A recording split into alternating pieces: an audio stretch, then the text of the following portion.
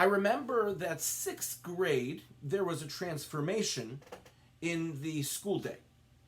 And this is what it was. First grade, second grade, third grade, fourth grade, fifth grade. We had two teachers. One for Limudei Kodesh in the morning, then we had lunch, and then one for Limudei Chol, secular studies in the afternoon. Simple. All of a sudden, sixth grade came, and we were in the same room all day, but there were different teachers that came back and forth based on the periods. And of course, when the teachers came into the room, we would all stand up. And generally speaking, that's the rule. Not all standing up, but generally speaking, when it comes to elementary school or high school or college or graduate school, it seems to be the fact that if you're on time, the students are always waiting for the teacher.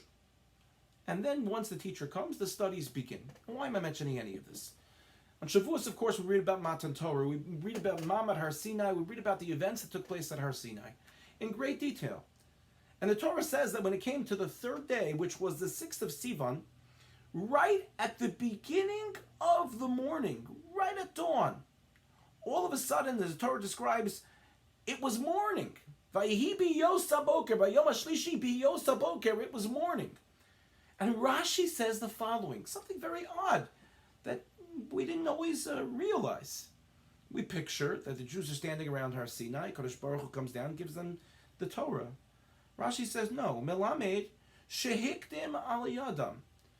We see from here, from this wording, from this language, that Hashem was on Har Sinai already before the people assembled that morning to receive the Torah. And Rashi continues and says, Ma she'ein derech basar v'dam lasos king. Says, as opposed to people, the normal way of life is such, she'yeh arav mamtin l'talmid.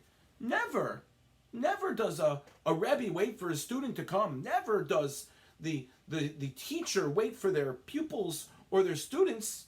The opposite, the students wait for the pupils. So lahavdil, why was Hashem on Har Sinai already waiting for us, the Jewish people, to come?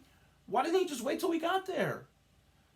So I want to suggest that maybe it's because Hashem's teaching us this lesson, that as much as we prepare to accept the Torah, and we want to accept the Torah, bi'ava, with love and dedication, and we each want to accept upon ourselves something, this Shavuos, to increase our Torah learning on some level, to start something new, as much as we want that, because we know what Torah can do to transform and enhance our lives on a spiritual level, especially during this time where we're craving for spiritual connection. As much as we want all of that, Hashem wants even more to give it to us. He's not holding on to the Torah and saying, only if you work really hard to get this. No, he's saying here, it's placed right in front of you. He says, I'm so excited that I want to give it to you before you can even come to take it. And that's because Hashem is saying to each of us as individuals, there is a chelek of Torah, there is a part of Torah for every single one of us. We say in our davening on Shabbos, V'sein chelkeinu b'sorasech Hashem, please give us our chelek, our piece in your Torah.